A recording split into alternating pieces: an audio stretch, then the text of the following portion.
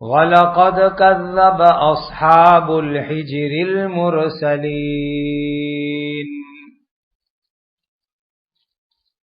یہ سورۃ الحجر کی 80 نمبر کی آیت کریمہ ہے۔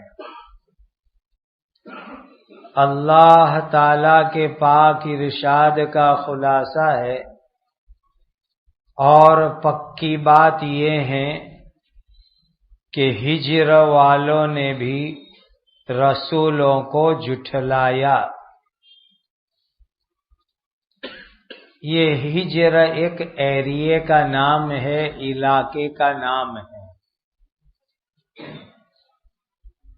مدینہ منورہ سے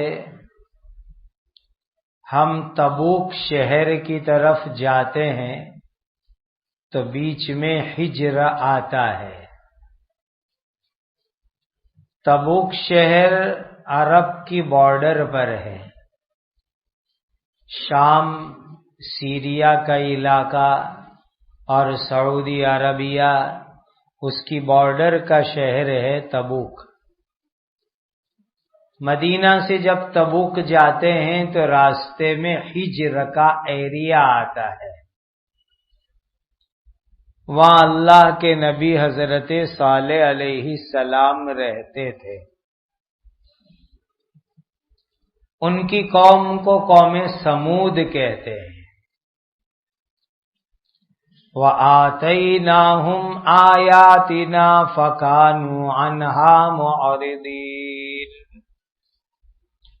اور ہم نے ہجر والوں کو اپنی نشانیاں دی، پھر بھی وہ اس سے منہ پھیراتے رہے۔ اللہ تعالیٰ نے ہجر والوں کو حضرت صالح علیہ السلام جیسے نبی عطا فرمائے۔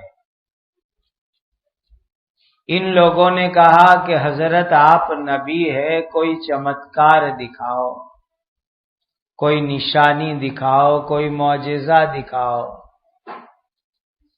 حضرت صالح علیہ السلام فرمانے لگے، بولو کیا نشانی دیکھنی ہے؟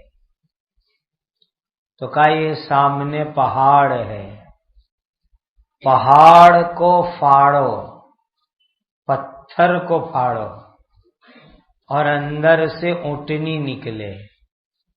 پہاڑ کے پتھر میں سے اونٹنی نکلے، اور وہ بھی 10 مہینے کی گھابن نکلے، اور آ کر کے وہ بچہ دے، تو ہم مانیں گے کہ آپ اللہ کے سچے نبی ہو۔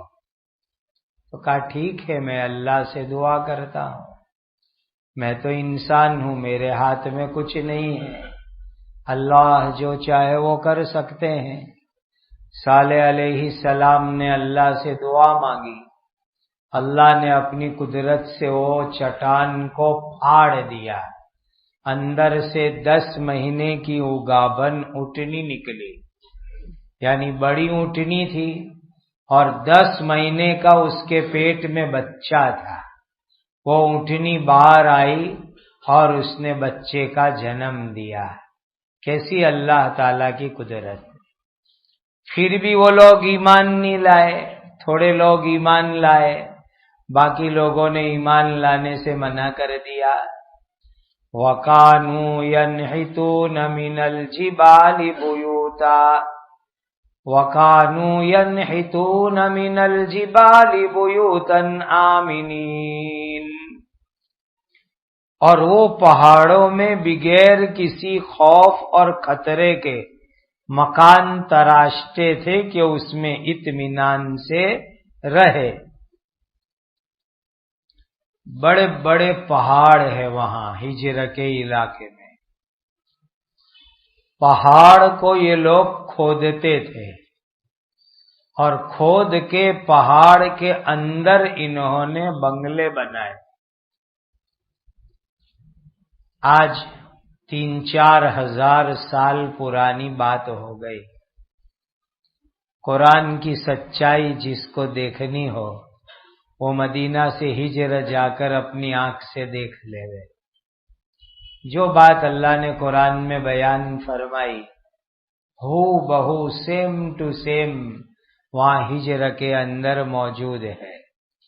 बड़े बड़े पहाड़ है दूर दूर तक, पहाड़ को खोद करके अंदर उन लोगों ने मकान बना रखे हैं।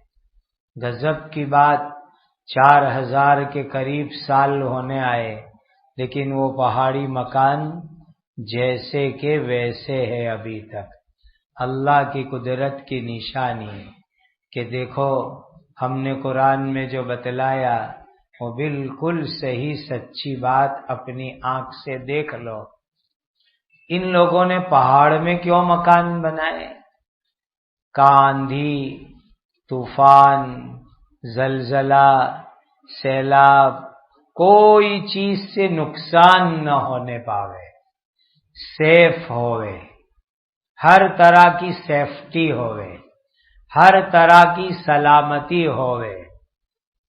अर्थक्वेक प्रूफ, धरती कम से भी सलामत, साइक्लोन प्रूफ, आंधी तूफान से भी सलामत, ऐसे मकान पहाड़ में बनाए।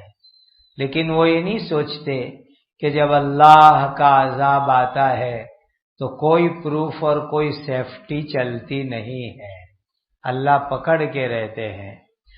फ़ाख़ज़तहुमुस्सैहतु मुस्बिहीन, बस सुबह सुबह में एक चिंगार यानी सख्त आवाज ने उन हिज्र वालों को अजाब में पकड़ लिया। अल्लाह के नबी उनको ईमान की दावत देते रहे, समझाते रहे, लेकिन ये लोग इनकार करते रहे। एक दिन सुबह में जल्दी हजरत जिब्राइल अमीन आए और जोरदार चीख मारी, जोरदार आवाज निकाली, सख्त आवाज निकाली। उस आवाज के अंदर उनके कलेजे फट गए, पूरी कौम अल्लाह के अजाब में हलाक और बर्बाद हो गई। फमा अगना अन्हुम मा कानू यक्सिबून, सो जो आमाल यानी दुनियावी हुनर वो किया करते थे, कोई उसमें से उनके काम नहीं आए। यानी पहाड़ खोद खोद करके जो आलीशान मकान बनाए थे वो मकान उनको बचा नहीं सके। उनकी बॉडी की ताकत भी बड़ी भारी थी, लेकिन अल्लाह के अजाब के सामने बॉडी की ताकत भी कुछ काम नहीं आई। तो खुदा का अजाब आया तो पहाड़ के मकान भी नहीं बचा सके, अल्लाह का अजाब आया तो ताकत वाली बॉडी भी इनको बचा नहीं सकी और पूरी कौम अल्लाह के अजाब में खत्म हो गई। वमा खलक़ना अस्समावाति वल अर्द वमा बैनहुमा इल्ला बिल हक़ व इन्नस्साअत लआतियतुन फस्फ़हि सफ़हल जमील। और हमने आसमानों को और जमीन को और जो कुछ उन दोनों के दरमियान में है उसको बिगैर हिकमत के नहीं बनाया, हक मकसद के बिगैर नहीं बनाया, बिगैर मसलिहत के पैदा नहीं किया। और यकीनी बात है कि कयामत तो जरूर आने वाली है। सो काफिरों के कामों पर अच्छे अंदाज से दरगुजर करो। काफिर लोग कैसा भी सलूक करे, अभी उनको अच्छे अंदाज से जाने दो, यानी उनकी बद अखलाकी का भी बदला मत दो।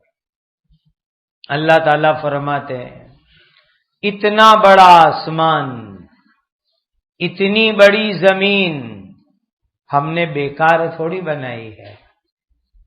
लोग क्या समझते हैं, सिर्फ खाओ पियो कमाओ जिंदगी गुजारो, इसके लिए अल्लाह ने इतनी बड़ी दुनिया बनाई, इसके लिए इतने बड़े आसमान इतनी बड़ी जमीन बनाई। बस ये इंसान दुनिया में आवे जावे, पैदा होवे मरे, खावे पीवे कमावे बंगले बनावे, इसके लिए खुदा ने इतनी बड़ी दुनिया बनाई। ہرگز نہیں، ہرگز نہیں، ہرگز نہیں۔ ایک بڑا مقصد ہے کہ اس دنیا کو ہم نے بنایا، آسمان بنائے، زمین بنائے، دھرتی بنائی، یہ پوری سسٹم بنائی تاکہ یہ انسان دنیا میں رہ کے اللہ کی عبادت کرے۔ کیوں؟ اس کے بعد قیامت آنے والی ہے، یہ دنیا ختم ہوگی، قیامت آئے گی، یقیناً آئے گی، چوکس آئے گی، حساب کتاب ہوگا، دنیا کی زندگی میں کیا کیا اس کا حساب دینا ہے اللہ کو، وہ قیامت کا دن یقیناً آنے والا ہے۔ اس لیے ابھی دنیا کے اندر جو لوگ ایمان نہیں لاتے ہیں، غلط کام کرتے ہیں، کفر شرک کرتے ہیں، اے مسلمانوں ابھی ان کو جانے دو، یہ اچھے اخلاق مسلمانوں کو سکھائے جا رہے ہیں۔ آخرت میں سب کا حساب ہوگا، ایمان، نیک کام جنت میں لے جانے کا ذریعہ بنیں گے، گناہ، کفر، شرک جہنم میں لے جانے کا ذریعہ بنیں گے۔ یہ دنیا لڑائی جھگڑے کی جگہ نہیں ہے، فتنے فساد کی جگہ نہیں ہے، ہنگاموں کی جگہ نہیں ہے۔ ایمان کی دعوت دے دی، جس کو قبول کرنا ہو کرے، جس کو قبول نہ کرنا ہو، ہم ان کو ایمان لانے کے لیے زبردستی نہیں کرتے۔ اسلام میں زبردستی نہیں، ایمان میں زبردستی نہیں، کلمہ پڑھنے میں زبردستی نہیں، جس کو خوشی سے دین قبول کرنا ہو کرے۔ اسی لیے فرمایا ان ربک هو الخلاق العلیم، یقیناً تمہارے رب وہی سب کو پیدا کرنے والے، سب سے زیادہ جاننے والے ہیں۔ اللہ ہی سب کو پیدا کرنے والے، اللہ سب کو جاننے والے ہیں، کون کیا کرتا ہے، کیا بولتا ہے، کیا کماتا ہے، کیسی زندگی گزارتا ہے، اللہ سب کو وہ جانتے ہیں۔ اسی لیے اس کے مطابق قیامت میں حساب ہوگا۔ دنیا میں کوئی ایسا نہیں ہے جو یہ کہہ سکتا ہو کہ میں سب کو جانتا ہوں، کسی کے پاس سب کا پورا نالج، علم نہیں ہے۔ ایک اللہ کی ذات ہے کہ جو اللہ سب کو اچھی طریقے سے جانتے ہیں۔ وَلَقَدْ آتَيْنَاكَ سَبْعًا مِّنَ الْمَثَانِي وَالْقُرْآنَ الْعَظِيمَ، اور اے نبی پکی بات یہ ہے کہ ہم نے تم کو 7 آیتیں جو بار بار پڑھی جاتی ہے، اور ان 7 آیات کو عظمت والا قرآن بھی کہا جا سکتا ہو، دے رکھا ہے۔ سبحان اللہ۔ سورہ فاتحہ کی کتنی بڑی فضیلت بتلائی، الحمد شریف کی۔ الحمد شریف میں 7 آیت ہے،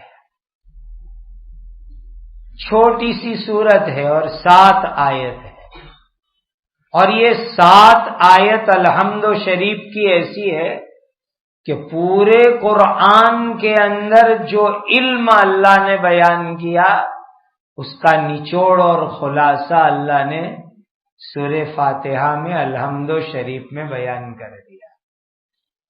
پورے قرآن کا نچوڑ الحمد شریف میں۔ گویا لوگ یوں کہتے ہیں کہ الحمد شریف متن ہے، پورا قرآن اس کی کامنٹری اور شرح ہے، اس کی تفسیر ہے۔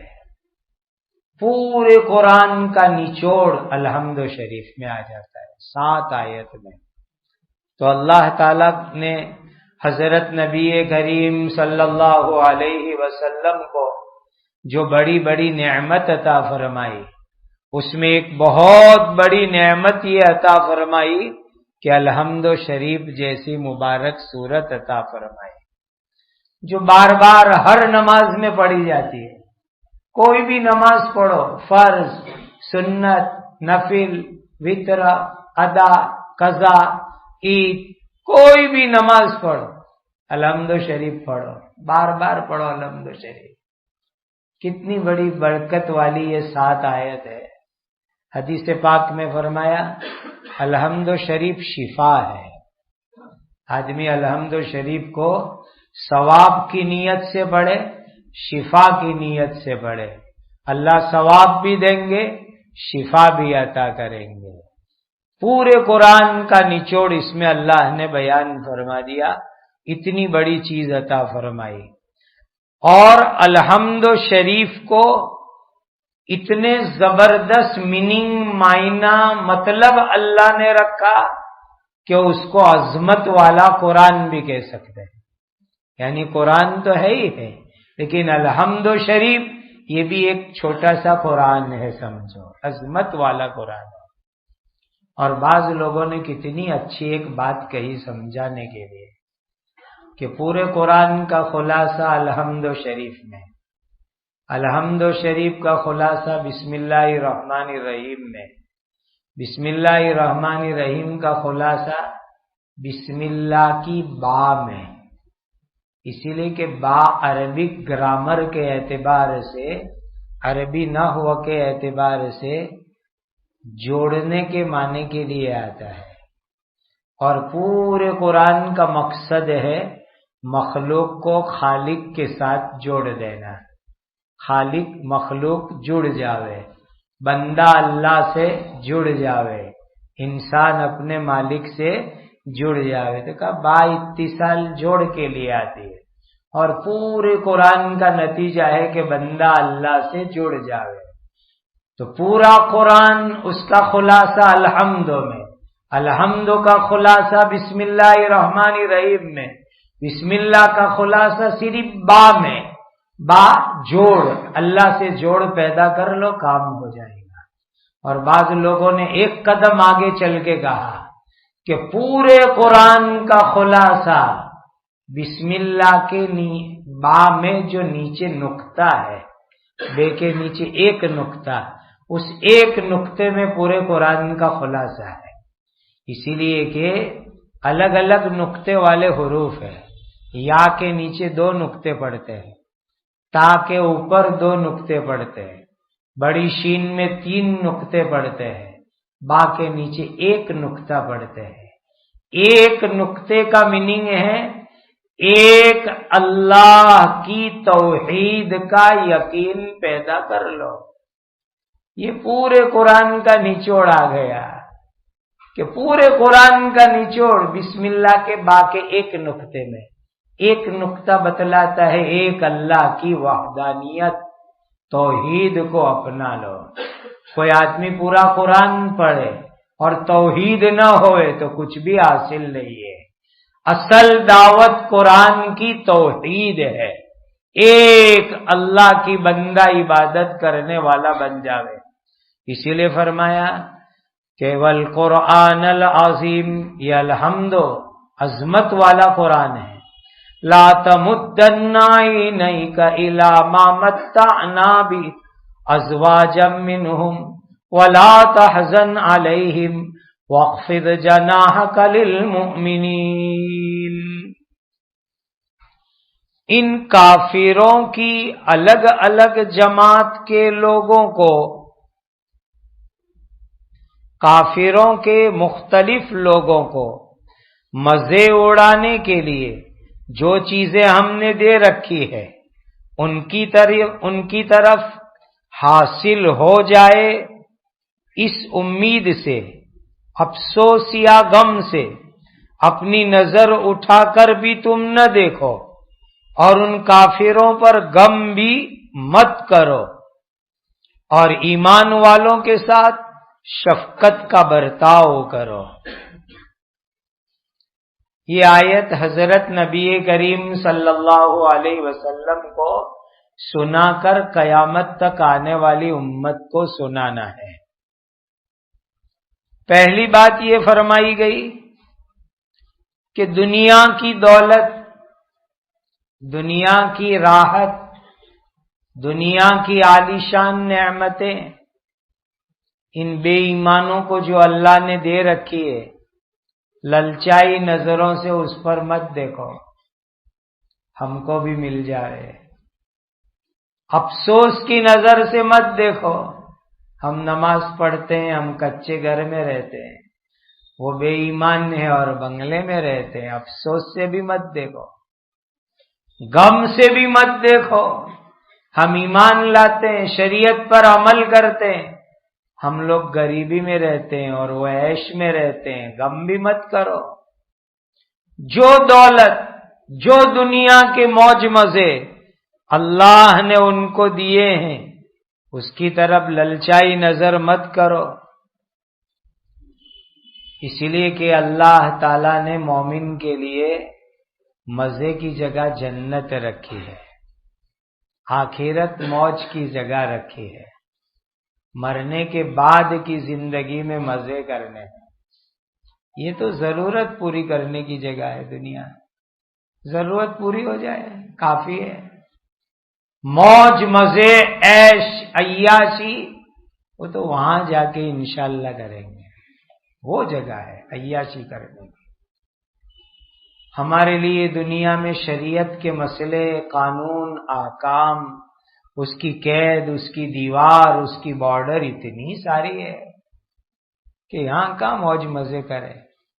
صبح اٹھے نہیں کہ فجر پڑھو، سوتے سوتے عشاء پڑھو، اکھے دن میں باقی نمازیں پڑھو، بازار میں گئے تو یہ حلال یہ حرام، یہ جائز یہ ناجائز۔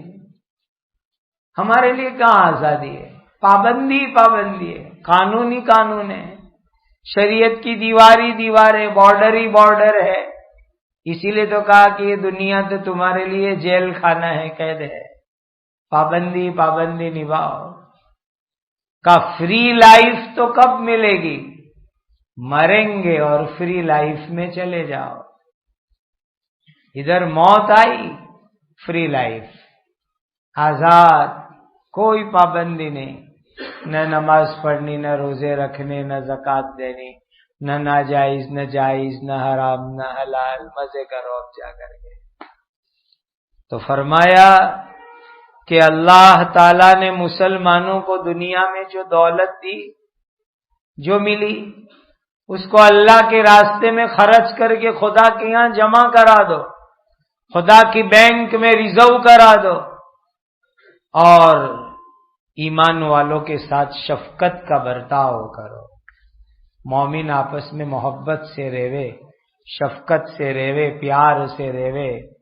وَقُلْ إِنِّي أَنَا النَّذِيرُ الْمُبِينُ، اور تم یوں کہہ دو کہ میں تو کھلم کھلا اللہ تعالی کے عذاب سے ڈرانے والا ہوں۔ کما انزلنا علی المقتسمین، جیسا آپ پر سورہ فاتحہ اور قرآن عظیم اتارا، ایسا ہی تقسیم کرنے والوں یعنی یہود اور نصارہ پر بھی ہم نے پہلی کتابیں اتاری تھی۔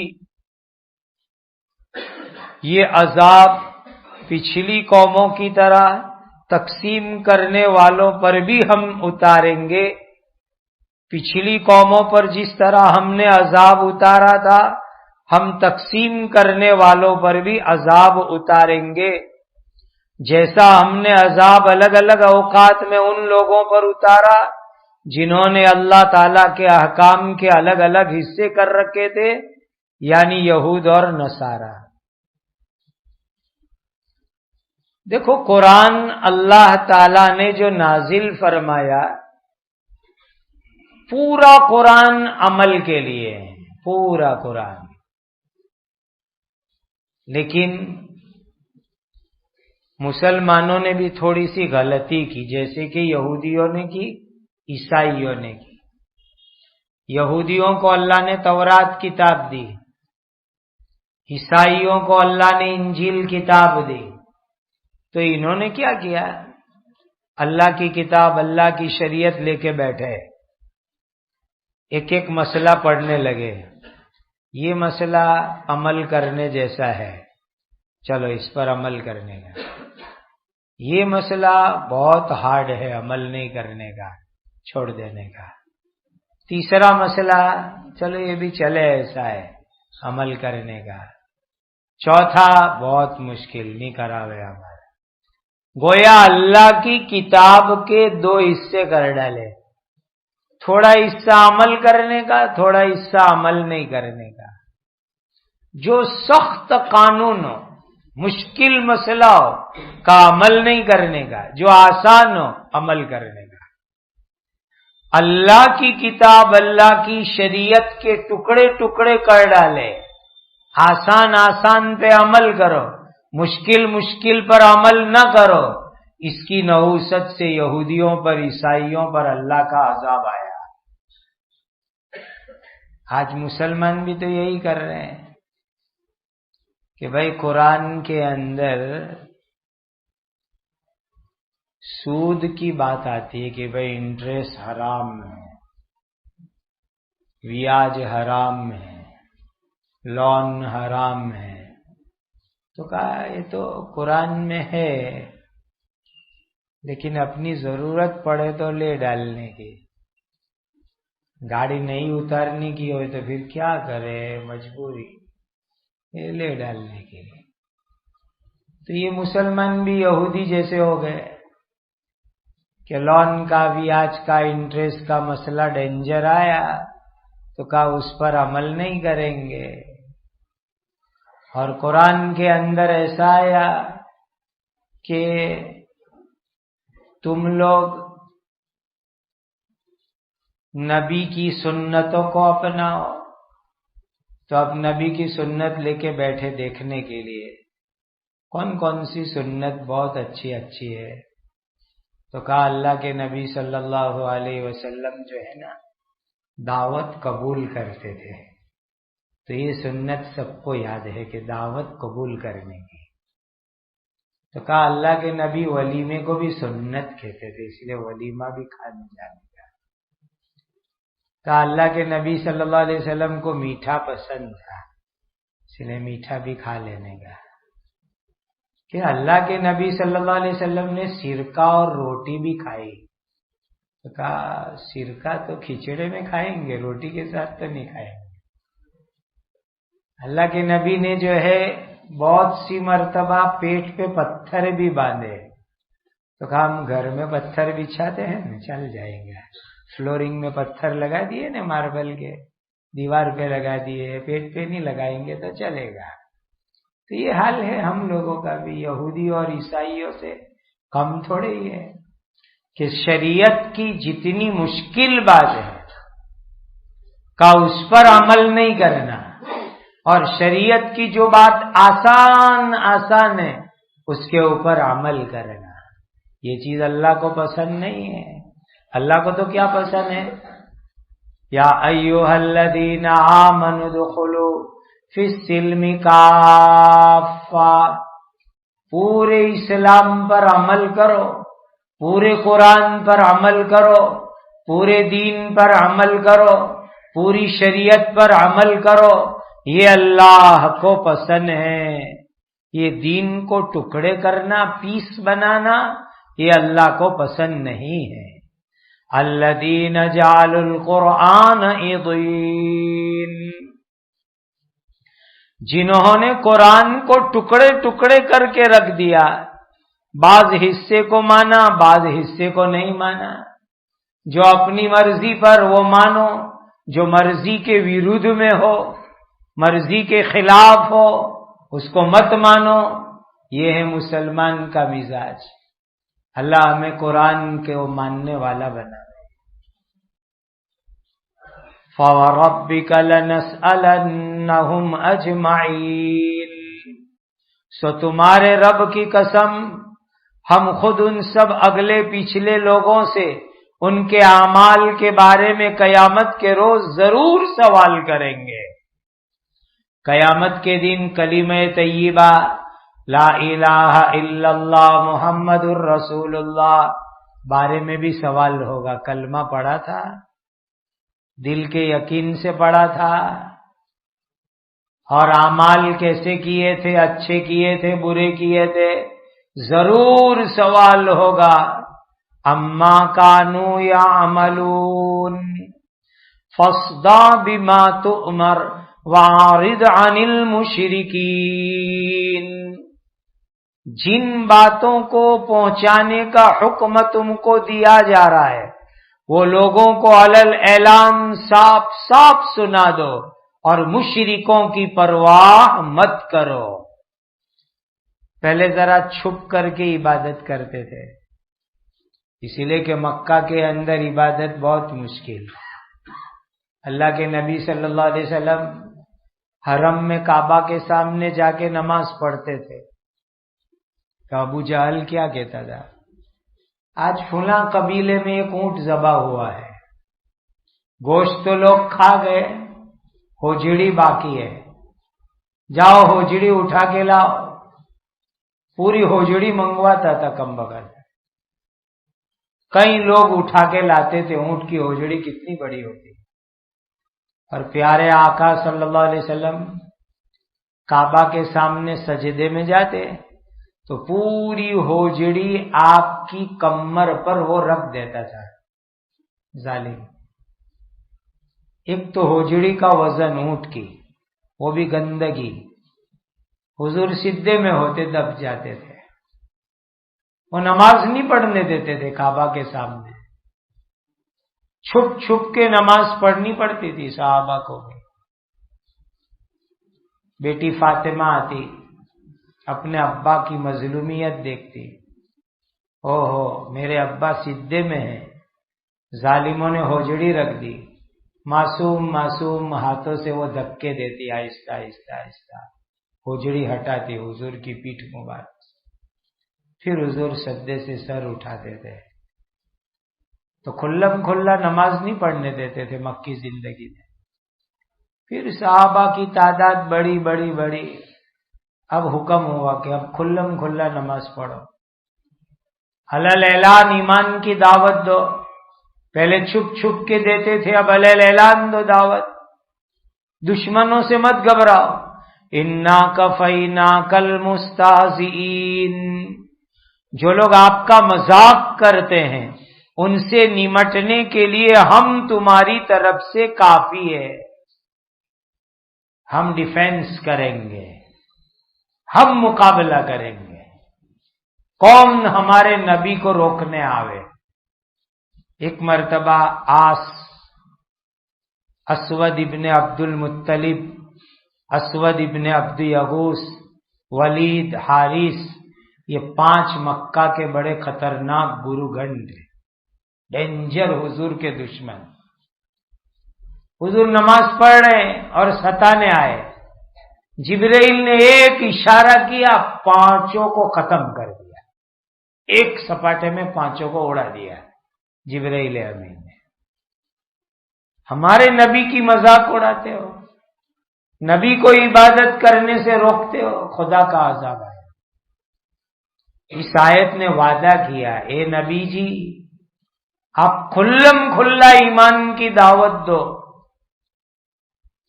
کوئی بھی ظالم روکنے آئے گا ہم اس کو تباہ کریں گے۔ یہ آیت کو یاد رکھ لو، بہت اچھا وظیفہ ہے۔ انا کفیناک المستہزئین، کوئی دشمن آپ کو ستاتا ہو، پریشان کرتا ہو، مسلم غیر مسلم کوئی بھی دشمن، اس کی نیت سے یہ آیت کا وظیفہ پڑھو، جتنی بار پڑھ سکو، لیکن پابندی کرنی ہے۔ 11 بار پڑھو، 41 بار پڑھو، 111 بار پڑھو، 313 پڑھو، اول آخر درود پڑھ لو، لیکن روزانہ پابندی سے دشمنوں کی نیت سے یہ وظیفہ پڑھو، تو انشاءاللہ اللہ تعالی دشمنوں کا فتنہ ختم کر دیں گے۔ کچھ دنوں تک پڑھ کے دیکھو یقین کے ساتھ، انا کفیناک المستہزئین، جو لوگ آپ کا مذاق کرتے ہیں ان سے نمٹنے کے لیے ہم تمہاری طرف سے کافی ہے۔ الذین یجعلون مع اللہ الہا آخر فسوف یعلمون، जिन लोगों ने अल्लाह ताला के साथ दूसरा माबूद बना रखा है सो उनको अपना अंजाम करीब मालूम हो जाएगा कि वो जहन्नम में जाएंगे। वलक़द नअलमु अन्नक यदीक़ु सदरुक बिमा यक़ूलून वलक़द नअलमु अन्नक यदीक़ु सदरुक बिमा यक़ूलून। और हमको अच्छी तरह मालूम है कि इन काफिरों की बातों से आपका दिल तंग होता है। यानी ये दुश्मन रात दिन नबी के खिलाफ जो बकवास करते हैं उससे नबी का दिल तंग होता है, टेंशन में आ जाता है। ये लोग नबी करीम सल्लल्लाहु अलैहि वसल्लम को जादूगर कहते, हुजूर को शायर कहते, हुजूर को ज्योतिष कहते, हुजूर को झूठा कहते। हुजूर भी इंसान थे। ये लोग जो गलत गलत बातें बोलते उससे हुजूर को दिल में लग जाता था, दिल जख्मी होता था, टेंशन होता था। तो अल्लाह ताला ने टेंशन दूर करने का इलाज बताया। क्या इलाज बतलाया टेंशन दूर करने का? फसब्बिह बिहम्दि रब्बिक वकुम मिनस साजिदीन। सो तुम अपने रब की हम्द के साथ तस्बीह करते रहो और तुम सजदा करने वालों में यानी नमाज पढ़ने वालों में शामिल रहो। टेंशन दूर करने का बेहतरीन जरिया तस्बीह पढ़ो और नमाज पढ़ो। जितने भी लोग के हुए ना डिप्रेशन का तस्बीह पढ़, दुरूद पढ़, नमाज पढ़, कुरान पढ़, ये तेरा डिप्रेशन का इलाज है। तस्बीह, जिक्र, दुरूद, नमाज ये डिप्रेशन टेंशन के दूर करने का बेहतरीन इलाज है। ये कुरान की आयत बतला रही है। और ये इलाज वो है जो अल्लाह ने हजरत नबी करीम सल्लल्लाहु अलैहि वसल्लम को बतलाया कि नबी तुम ये इलाज करो आपका टेंशन दूर हो जाएगा। तो हम करेंगे तो हमारा टेंशन भी दूर हो जाएगा। वअबुद रब्बका हत्ता यातियकल यकीन। और यकीनी चीज यानी मौत तुम्हारे पास आने तक अपने रब की इबादत में मशगूल रहो। अल्लाह की इबादत करने की है भाई, मरते दम तक। इबादत से किसी को छुट्टी उट्टी है नहीं। जब तक सांस है ना बदन में वहां तक इबादत है, वहां तक छुट्टी नहीं। हॉलीडे इबादत में नहीं आती, वैकेशन इबादत में नहीं आता। वो हॉलीडे और वैकेशन तो मौत के दिन स्टार्ट होगा। यहां तो इबादत कंटिन्यू, लगातार, हमेशा करने का, मौत तक इबादत करने की। ये शैतान है ना बड़े चक्कर में डालता है, अजीब अजीब चक्कर में डालता है। इंशाल्लाह आइंदा मजलिस में शैतान के एक चक्कर का किस्सा सुनाऊंगा, कैसे कैसे चक्कर में डालना है। इतनी बात याद रखो, मौत तक इबादत करनी है, वहां तक किसी को छुट्टी नहीं। कोई आदमी कितना बड़ा वली बन जाए कि ये बहुत बड़े वली है, लिहाजा भी इनको शरीयत पे अमल नहीं करने का, ऐसा ना होए। जिन सहाबा को अल्लाह ने फरमाया इअमलू मा शिअतुम कद गफरतु लकुम, बदर में जो सहाबा थे ना, बदरी सहाबा, उम्मत के बहुत बड़े वली है। वो वलियों के भी पेशवा और इमाम है। कुतुब और अब्दाल भी उनके पैर की मिट्टी को नहीं पहुंच सकते। वो बदरी सहाबा, वो बदरी सहाबा को अल्लाह ने फरमाया जो चाहे करो, मैंने तुम्हारी मगफिरत कर दी तुम्हारी बदर की कुर्बानी की बरकत से। लेकिन उन्होंने बदर के बाद से मौत तक पूरी जिंदगी शरीयत पर अमल करके गुजारी। हालांकि खुदा ने कहा था कि मैंने तुम्हारी मगफिरत की है, जो करना हो करो, और नबी के जरिए कहलवाया था। फिर भी उन्होंने शरीयत पे अमल किया। शरीयत किसी वली से माफ नहीं होती, सबको शरीयत पे अमल करना है, छुटकाज नहीं है किसी को भी। اللہ ہمیں زندگی کی آخری گھڑی تک شریعت پر، قرآن پر، دین پر عمل کرنے والا بنا ہے۔ اور یقینی چیز موت ہے بھائی، قرآن نے کہہ دیا وَاعْبُدْ رَبَّكَ حَتَّى يَأْتِيَكَ الْيَقِينُ، یقینی چیز موت، موت کے سوا کوئی چیز یقینی نہیں، سب شکی، یقینی چیز صرف موت ہے۔ اللہ اس کے آنے سے پہلے ہمیں تیاری کی توفیق عطا فرمائے۔ اس آیت پہ آ کے الحمدللہ سورۃ الحجر مکمل ہوئی۔